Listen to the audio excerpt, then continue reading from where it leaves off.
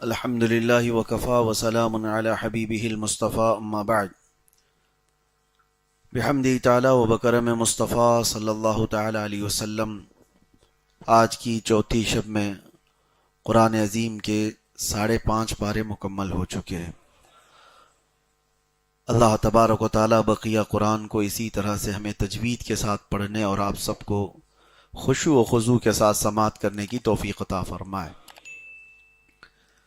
آج ہم نے سورہ آل عمران کا باقی والا حصہ اور سورہ نساء، آج ہم نے سورہ نساء کو مکمل کیا اور سورہ مائدہ کا کچھ حصہ تلاوت کیا ہے۔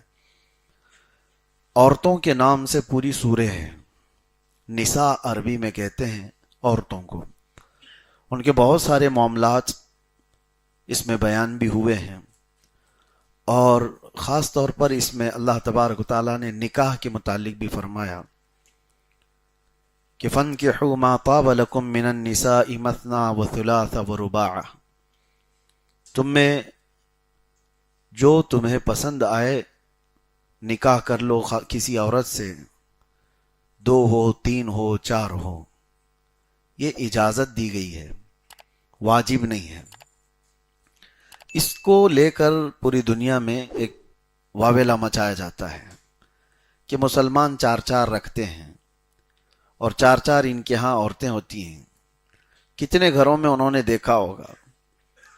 یہ تو حالات ایسے تھے کہ آپ کو میں بتاؤں کہ جس دور میں قرآن نازل ہو رہا ہے اور جس علاقے میں اتر رہا ہے، آپ تھوڑا تصور کریں کہ وہ جنگوں کے حالات ہوا کرتے۔ اکثر لوگ جنگوں میں قتل ہو جاتے، شہید ہو جاتے۔ کثرت سے مرد جنگوں میں حاضر ہوتے تھے اور مر جاتے تھے، اور ان کی عورتیں اسی طرح باقی رہ جاتی تھیں۔ تو ایک کثیر جماعت عورتوں کی ان کی دیکھ بھال کون کرے؟ تو پھر جو غالب قوم ہوتی تھی وہ لونڈیاں بنا کر لے جاتی، کنیز بنا کر رکھتی۔ تو رب تبارک و تعالیٰ کا یہ احسان تھا اس وقت عورتوں کے لیے کہ ان عورتوں کو آوارہ نہ چھوڑ دیا جائے۔ اگر کسی مرد کے پاس استطاعت ہے تو وہ 2 کو رکھ لے، 3 کو رکھ لے، تاکہ وہ غلط کاموں میں عورت نہ چلی جائے۔ ایک عورت کا بہک جانا پورے معاشرے کے لیے ناسور بن جاتا ہے۔ اس وجہ سے حکم آیا تھا۔ اب یہاں پر جو اسلام میں حکم ہے کہ 2 کر سکتا ہے، 3 کر سکتا ہے یا 4 کر سکتا ہے، میں نے بتایا جواز ہے، یعنی جائز صورت بتائی گئی، نہ کہ واجب ہے ہر ایک کے لیے۔ اب اس کو کچھ لوگوں نے توڑ مروڑ کر کے ایسے بھی، میں آپ کو بتاتا ہوں، قرآن کی سمجھ جب کسی کو نہ آئے تو وہ آیتوں میں اسی طرح کھیلنے لگ جاتا ہے۔ کچھ لوگوں نے 18 بیویوں کو جائز کر دیا۔ اب میں گنا کے بتاتا ہوں۔ عربی میں جو لفظ آیا نا آیت میں، مثنا و ثلاثہ و رباع، اب ہم کہتے ہیں نا 2 کھا لو، 3 کھا لو، یہ جو 2 3 کا جو ہم لفظ 2 بار بولتے ہیں، عربی میں اس طرح بولنے کو یہ والے ورڈ استعمال ہوتے ہیں، مثنا و ثلاثہ و رباع۔ مثال کے طور پر آپ کے سامنے کوئی بھی چیز رکھی ہوئی ہو، سیب رکھے ہوئے ہوں، میں سب سے کہوں کہ سارے لوگ 1 لو، سارے لوگ 1 لو، اس کا مطلب کہ آپ 2 اٹھا لیں گے۔ انہوں نے 2 بار بولا ہے۔ یا اگر میں کہوں کہ 2 سارے لوگ لے لیجئے، تو 2 لینے کے لیے میں نے 2 بار 2 کا کہا ہے، تو 4 ہو گئے۔ تو یہ محاورہ ہے، یعنی استعمال ہے زبان کا، اسی طرح عربی میں بھی ہے۔ تو اللہ نے اس آیت میں فرمایا تم کو جو بہتر لگیں عورتیں، 2 کر لو یا 3 کر لو یا 4 کر لو۔ اب شیعہ جماعت کی ایک طبقہ ہے، انہوں نے اس کو پورا کاؤنٹ کر لیا۔ 2 کتنے ہو گئے، اور 3 کتنے ہو گئے، 6 اور پھر 4 کتنے ہوئے، یہ 18 کا انہوں نے حساب لگا لیا کہ 18 تک کر سکتے ہیں۔ تو جب قرآن فہمی نہ ہو، قرآن کی سمجھ نہ ہو، تو بندہ اسی طرح آیتوں میں کھیلنے لگ جاتا ہے۔ آج کے دور میں ایک فرقہ نکلا ہے جو اپنے آپ کو اہل قرآن بھی کہتے ہیں، وہ قرآن کی تفسیر کو پوری طرح سے توڑ مروڑ دیں۔ ہمارے پڑوس ملک پاکستان سے ہر دن ایک فرقہ جنم لیتا ہے اور نئے نئے وہاں سے فرقے اٹھتے ہیں۔ ایک شخص ایسا بھی اٹھا جس نے پوری حدیثوں کا انکار کیا اور وہ قرآن کو اپنی سمجھ سے لوگوں کو سمجھاتا ہے۔ اللہ کی پناہ کتنے لوگ اس میں گمراہ ہو جاتے ہیں، اور اس کا دعویٰ یہ کہ رمضان کا کہ روزوں کا کہیں ذکر ہی نہیں ہے، کیوں روزے رکھ کر کے اپنے آپ کو مصیبت میں ڈالتے ہو؟ اللہ نے قرآن میں رمضان کی فضیلت بیان فرمائی اور روزوں کا ذکر الگ آیا ہے۔ یا ایھا الذین آمنوا کتب علیکم الصیام، اے ایمان والو تم پر روزے فرض کیے گئے، لیکن رمضان اس آیت میں نہیں ہے۔ اس طرح سے شوشے چھوڑتے ہوئے جب حدیث کا سہارا نہیں لے گا تو قرآن میں اسی طرح وہ کھیلتا رہ جائے گا۔ تورات کے متعلق وہ فرقہ یوں کہتا ہے کہ یہ کوئی کتاب ہی نہیں ہے، زبور کوئی کتاب ہی نہیں ہے، یہ نہ داؤد علیہ السلام پر اتری ہوئی کتاب کا نام ہے، نہ موسیٰ علیہ السلام پر اتری ہوئی کتاب کا نام ہے، ایسی کوئی چیز ہی نہیں ہے۔ بہت ساری چیزیں ایسی جو قرآن کو پوری طرح بدل کر کے رکھی، اور اس کے بھی ماننے والے فالوورز پیدا ہوئے ہیں۔ اسی لیے میرے عزیزو، بزرگوں نے فرمایا ہے کہ حضور پاک صلی اللہ تعالی علیہ وسلم کی حدیثوں کو چھوڑ کر کے جو قرآن بھی سمجھنا چاہے وہ گمراہ ہو جاتا ہے۔ بخدا خدا کا یہی ہے در، نہیں اور کوئی مفر مقر، جو وہاں سے ہو یہیں آ کے ہو، جو یہاں نہیں تو وہاں نہیں۔ حضور صلی اللہ تعالی علیہ وسلم قرآن ہمارے سامنے لے کر کے آنے والے کون ہیں؟ اللہ کے نبی۔ اور اگر حضور سے ہی نہیں سمجھو گے تو پھر کسی اور سے کیسے سمجھو گے؟ قرآن پاک کو صحیح سمجھانے والا صرف اور صرف اللہ کا رسول ہے۔ میرے آقا صلی اللہ علیہ وسلم نے جس آیت کی جو تفسیر بتائی وہی قابل قبول ہے، دوسرا کوئی شخص بتائے تو وہ قابل قبول نہیں۔ اسی طرح میرے عزیزو، حضور پاک صلی اللہ تعالی علیہ وسلم سے وابستہ جو لوگ الحمدللہ اہل سنت و جماعت ہیں، جن کا آج تک معمول ہے کہ وہ قرآن کو حضور کی احادیث سے ہی سمجھتے ہیں۔ اب آگے چلتے ہیں آج کی آیات میں۔ نکاح کا پیغام تو میں نے بتایا، اس کے علاوہ رب تبارک و تعالی فرماتا ہے الرجال قوامون علی النساء، مردوں کو ہم نے عورتوں پر حاکم بنایا۔ اب یہ بھی کنٹروورشل لوگ سمجھ جاتے ہیں۔ ہم جیسی ہی یہ کہیں کہ مردوں کو حاکم بنایا ہے، تو عورتوں کی ایک کیٹیگری ہے دنیا میں جو ننگی رہنے کو پسند کرتی ہیں، جو آزاد عورتیں ہیں، وہ فوراً حملہ آور ہو جاتی ہیں کہ مولوی لوگ عورتوں کو دبانے کی بات کرتے ہیں۔ اللہ قرآن میں فرما رہا ہے کہ ہم نے مردوں کو حاکم بنایا۔ مطلب کیا ہے؟ ڈنڈا لے کر کے پیچھے چلنے والا حاکم نہیں، اس کو اٹھک پٹک کرانے والا حاکم نہیں۔ حاکم کا مطلب یہ ہوتا ہے کہ زندگی کے بڑے معاملات اور گھر کے بہت سارے معاملات کے فیصلہ کرنے کا اختیار مرد کو دیا گیا ہے۔ یہ معنی ہے، نہ یہ کہ عورت کو ہمیشہ خادمہ بنا کر کے رکھنا، جھکا کر کے رکھنا، یہ نہیں ہے۔ اللہ تبارک و تعالیٰ نے فرمایا کہ بہت سارے نکاح کے، طلاق کے معاملات مرد کے ہاتھ میں دیے گئے ہیں، اور یہی وجہ ہے کہ عورت طلاق نہیں دے سکتی۔ مرد کو اختیار دیا گیا ہے طلاق کا۔ اگر ان کو بھی یہ دے دیا جاتا تو روز بیچارے وہ دھڑا دھڑ چار چار نہیں، پتہ نہیں کتنی دے ڈالتی، ایک ہی گالی میں وہ تو 70 دے دیتی ہے۔ اللہ تبارک و تعالیٰ نے مردوں کو اس کا اختیار دیا، اور اسی سے دیکھیں طلاق کا ریشیو جو ہے پوری دنیا میں مسلمانوں کے ہاں اتنا نہیں ہے جتنا دوسرے مذاہب میں پایا جاتا ہے۔ وجہ یہ ہے کہ اللہ تبارک و تعالیٰ نے مردوں کو یہ پاور دیا، یہ کنٹرول بھی دیا ساتھ میں۔ اگر ہر مرد کنٹرول والا نہیں ہوتا تو سب کے نکاح ٹوٹے ہوئے ہوتے، سب کے نکاح ٹوٹے ہوئے ہوتے، سب طلاق دے چکے ہوتے، جھگڑے ہوتے ہیں، ساری چیزیں ہوتی ہیں، لیکن اللہ تبارک و تعالیٰ ان کو، مردوں کو صبر بھی دیا ہے، کنٹرولنگ پاور بھی دیا ہے، اسی وجہ سے 50-50 سال بھی جی جاتے ہیں۔ میں یہاں پر ایک اور بات بتا دوں، قرآن میں کتنے صاف انداز میں اللہ فرماتا ہے وَإِنْ خِفْتُمْ شِقَاقَ بَيْنِهِمَا، ہوتا ہے شوہر بیوی میں جھگڑا ہو جائے، اللہ تعالیٰ فرماتا ہے فوراً توڑ کے ختم کر کے اس کو الگ اس کے الگ مت کر دو۔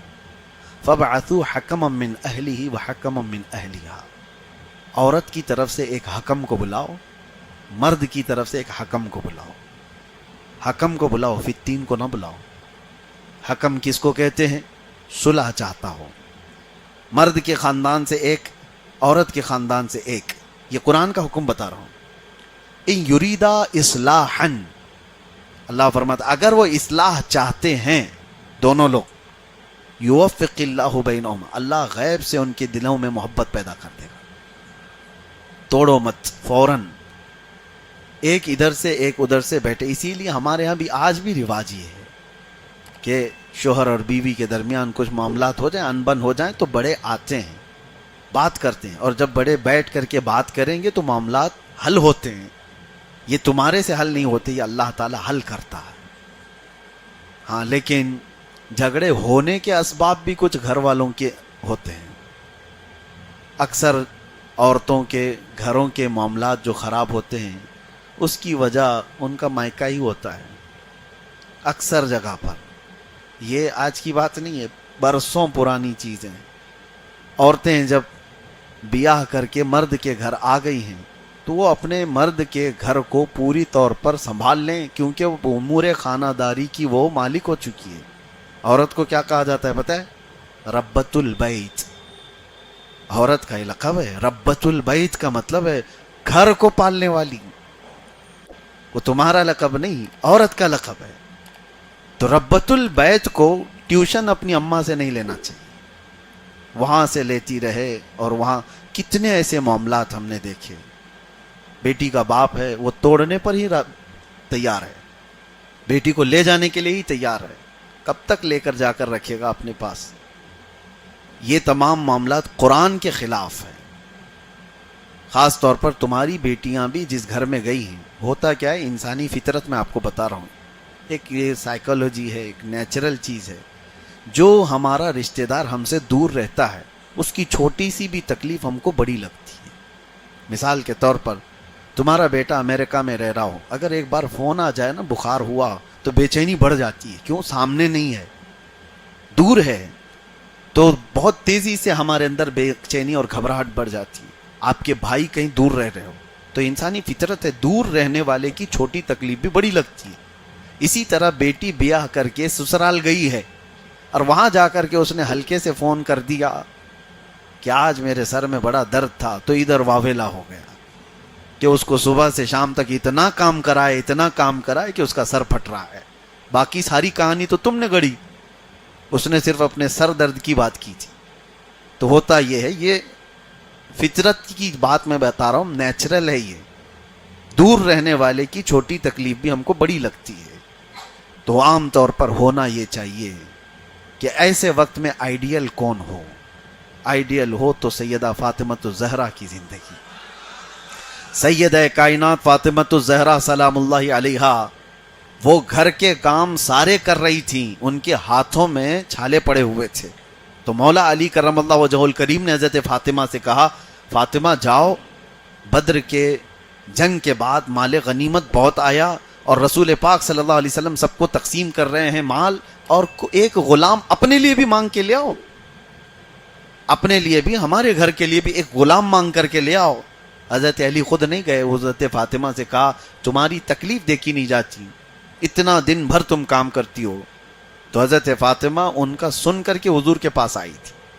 تو یہاں پر بیٹی کے باپ کو کیا کرنا چاہیے ایسے وقت میں، ایسی سچویشن میں کیا کرنا چاہیے؟ بیٹی اپنے گھر آئی ہو اور بتا رہی ہو کہ میرے ہاتھ پورے چھالے پڑ گئے ہیں، کام اتنا ہو جاتا ہے، تو کیا کرو گے؟ ہائے افسوس، میں کہاں دے دیا میری بیٹی کو، اس کو تو انہوں نے ایسے جھلا دیا۔ وہ یہ ہے نہیں، باپ رسول اللہ صلی اللہ علیہ وسلم اپنی بیٹی حضرت فاطمہ کو دیکھا اور کہا، غلام مانگنے آئی ہو، خادم مانگنے آئی ہو، اے فاطمہ بدر کے بہت سارے یتیموں کا بھی حق باقی ہے، بہت سارے یتیم جو جن کے باپ جنگوں میں شہید ہو گئے، ان کو ابھی مال غنیمت دینا باقی رہ گیا ہے، میں اس سے بہتر تجھے عطا کرتا ہوں۔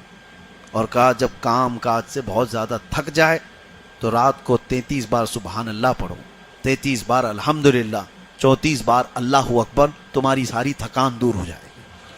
یہ تسبیح آج بھی پڑھتے ہیں ہم نمازوں کے بعد، اس کو تسبیح فاطمہ کہا جاتا ہے۔ یہ حضرت فاطمہ کو عطا کی ہوئی تسبیح ہے حضور کی طرف سے. تو ہونا تو یہ چاہیے کہ باپ اپنی بیٹی کو یہ نصیحت کر کے گھر بھیجے کہ جاؤ اللہ تبارک و تعالیٰ کی اس مرضی پر راضی رہو.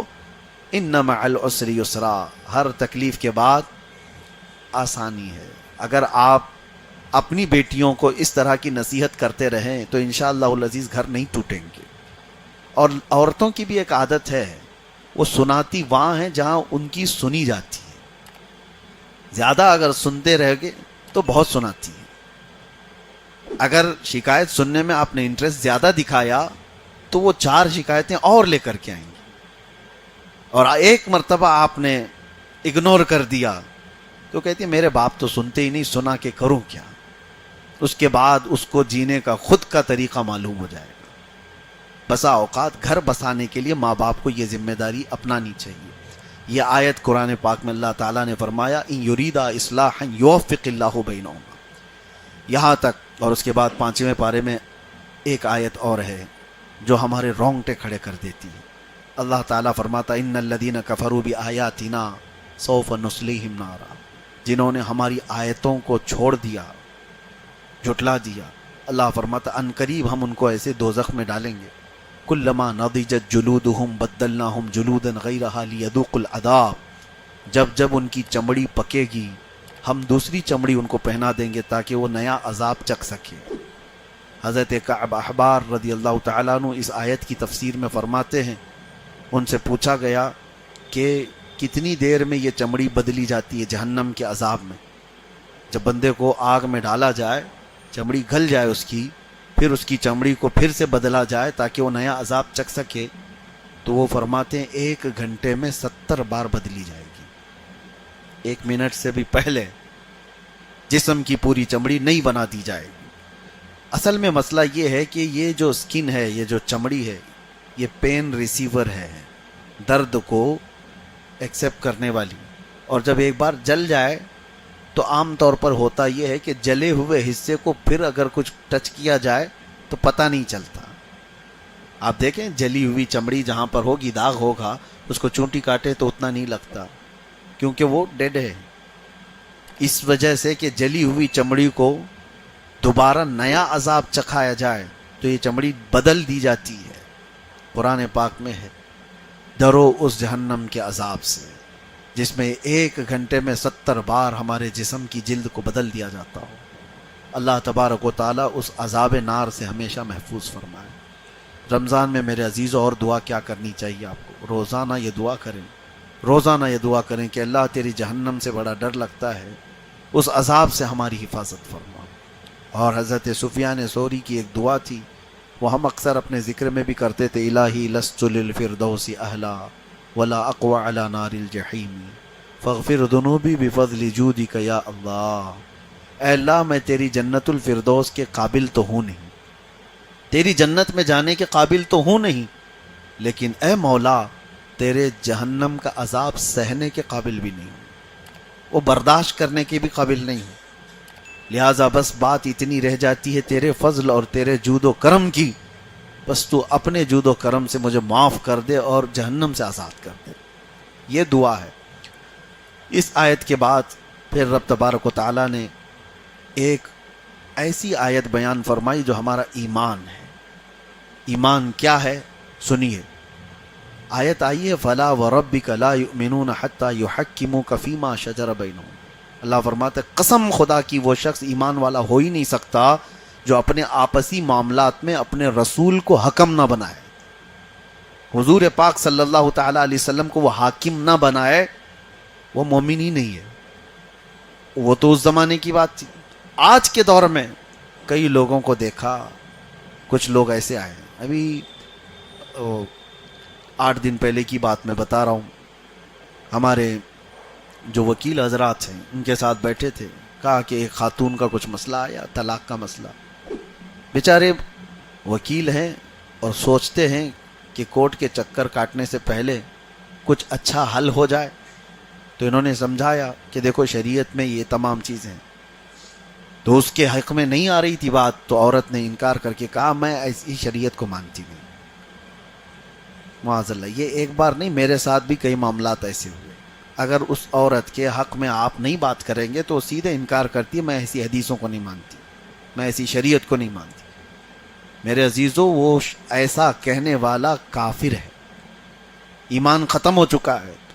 جب رسول پاک صلی اللہ تعالی علیہ وسلم کی باتوں کو تم حکم نہیں بناتے تو پھر دیکھو اللہ تعالیٰ کیا انجام کرتا ہے۔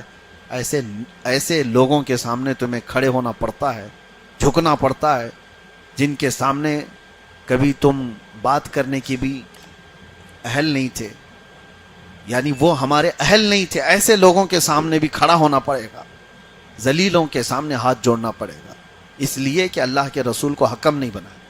اللہ قرآن میں فرماتا یریدون ان یتحاکموا الی الطاغوت وقد امروا ان یکفروا بہ ویرید الشیطان ان یضلهم ضلالا بعیدا۔ رب تعالیٰ فرماتا ہے لوگ یہ چاہتے ہیں کہ شیطان کو حکم بنائیں، شیطان کے طریقے پر چلے کہ وہ جس طرح سے تمہارے معاملات حل کریں۔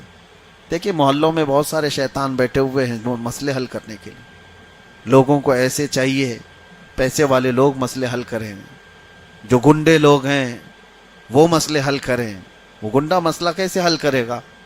مسئلہ اسی طرح سے، وہ تو پلہ دیکھے گا پیسہ کدھر زیادہ ہے، اسی اعتبار سے اس کے سامنے کوئی حق و باطل نہیں ہوتا، اس کے سامنے کوئی شریعت نہیں ہوتی، اللہ کے نبی صلی اللہ علیہ وسلم کی باتیں نہیں ہوتی۔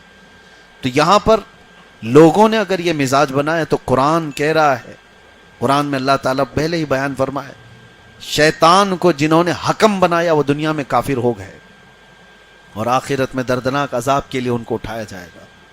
میرے عزیزو، اللہ تبارک و تعالیٰ نے جب تمہارے پاس پورا لا بھیجا ہے، پورا قانون ہے، تو تم اگر آپس میں اختلاف کر گئے تو اللہ اور اس کے رسول کی طرف لوٹو۔ فَإِن تَنَازَعْتُمْ فِي شَيْءٍ فَرُدُّوهُ إِلَى اللَّهِ وَالرَّسُولِ إِن كُنتُمْ تُؤْمِنُونَ بِاللَّهِ وَالْيَوْمِ الْآخِرِ